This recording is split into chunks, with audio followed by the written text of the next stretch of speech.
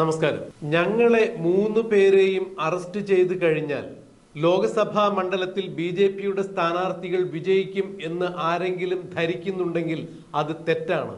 മുൻ തൃശൂർ MLA ആയ MK കണ്ണന്റെ വാക്കുകളാണ് ഇത്. കരുവന്നൂർ കേസുമായി ബന്ധപ്പെട്ട് ED വീണ്ടും നോട്ടീസ് നൽകിയിരിക്കുന്നു. തൃശൂരിൽ CPM ബ്രാഞ്ച് കമ്മിറ്റികൾക്ക് കണക്കിൽപ്പെടാത്ത അക്കൗണ്ടുകളുണ്ട്. ഇത് ഓഡിറ്റിംഗിന് വിധേയമാക്കിയിട്ടില്ല. ഇത്തരം കാര്യങ്ങൾ തെരഞ്ഞെടുപ്പ് കമ്മീഷനെ അറിയിച്ചിട്ടില്ല എന്നുള്ള കാര്യങ്ങൾ ED തിരഞ്ഞെടുപ്പ് കമ്മീഷനെയും കേന്ദ്ര മന്ത്രാലയത്തെയും ED അറിയിച്ചിരിക്കുന്നു.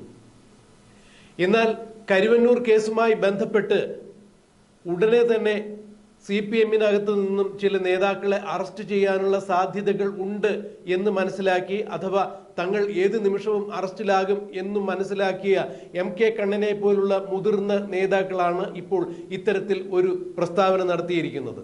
CPM-ന്റെ തൃശൂർ ജില്ലാ സെക്രട്ടറിയായ MM വർഗീസിന് ED നോട്ടീസ് അയച്ചിരിക്കുന്നു എന്നുള്ളതാണ് ഏറ്റവും പുതിയ വിശേഷങ്ങൾ. ഒന്നാം പിണറായി വിജയൻ സർക്കാരിലെ സഹകരണ വകുപ്പ് മന്ത്രിയും തൃശൂരിലെ മുതിർന്ന CPM നേതാവുമായ AC മൊയ്തീന്റെ വീട് തന്നെ ED കഴിഞ്ഞ കുറെ നാളുകൾക്ക് മുൻപ് ഈ കേസുമായി ബന്ധപ്പെട്ട്, കരുവന്നൂർ കേസുമായി ബന്ധപ്പെട്ട് 24 മണിക്കൂറിലധികമാണ് AC മൊയ്തീന്റെ വീട്ടിൽ റെയ്ഡ് നടത്തിയത്. അവിടെ നിന്നും വിലപ്പെട്ട രേഖകളാണ് ED കടത്തിക്കൊണ്ടുപോയത്.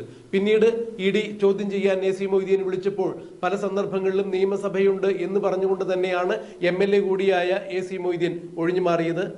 എന്നാൽ തൃശൂരിലെ മുൻ MLA ആയ MK കണ്ണനെ ED പലവട്ടം ഈ കേസിൽ ചോദ്യം ചെയ്ത് കഴിഞ്ഞിരിക്കുന്നു.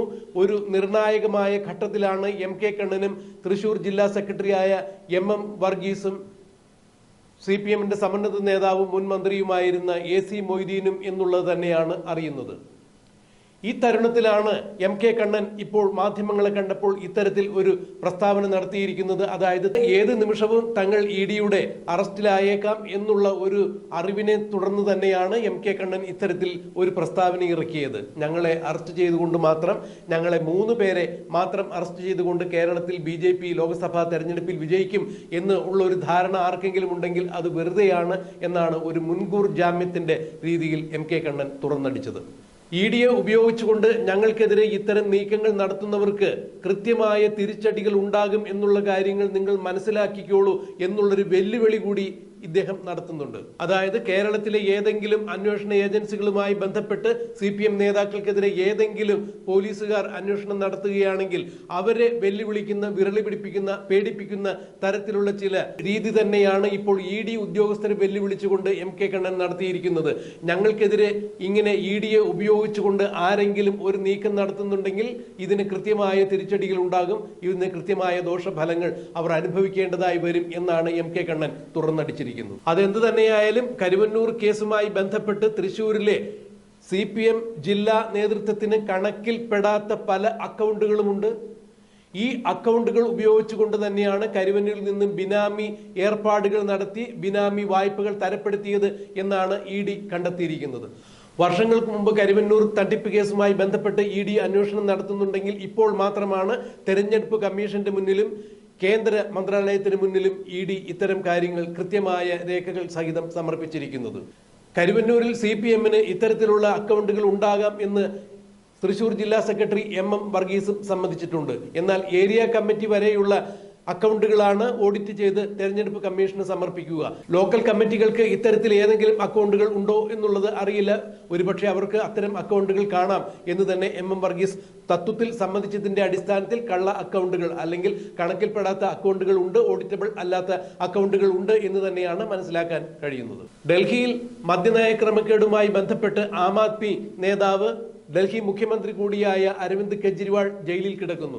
എന്നാൽ കെജ്രിവാളിനെതിരെ ED പറഞ്ഞു കേൾക്കുന്നത് 100 കോടി രൂപയുടെ അഴിമതി മാത്രമാണ് എങ്കിൽ കരുവന്നൂർ ബാങ്കുമായി ബന്ധപ്പെട്ട് CPM നടത്തിയിരിക്കുന്നത് 150 കോടി രൂപയുടെ നേരിട്ടുള്ള ക്രമക്കേടുകളാണ്, ഇടപാടുകളാണ്, സാമ്പത്തിക തട്ടിപ്പുകളാണ്. എന്നാൽ രാജ്യത്ത് നിരോധിക്കപ്പെട്ട ഒരു സംഘടന അടക്കം തീവ്രവാദി സംഘടനകളുടെ കള്ളപ്പണം വെളുപ്പിക്കലുമായി ബന്ധപ്പെട്ട് ഏതാണ്ട് 1000 കോടി രൂപയുടെ തിരിമറികളാണ്, സാമ്പത്തിക ക്രമക്കേടുകളാണ് കരുവന്നൂർ ബാങ്കിൽ നടന്നിരിക്കുന്നത് എന്നാണ് ED കൃത്യമായ രേഖകൾ സഹിതം കേന്ദ്ര മന്ത്രാലയത്തിന് കൊടുത്തിരിക്കുന്ന റിപ്പോർട്ടുകൾ.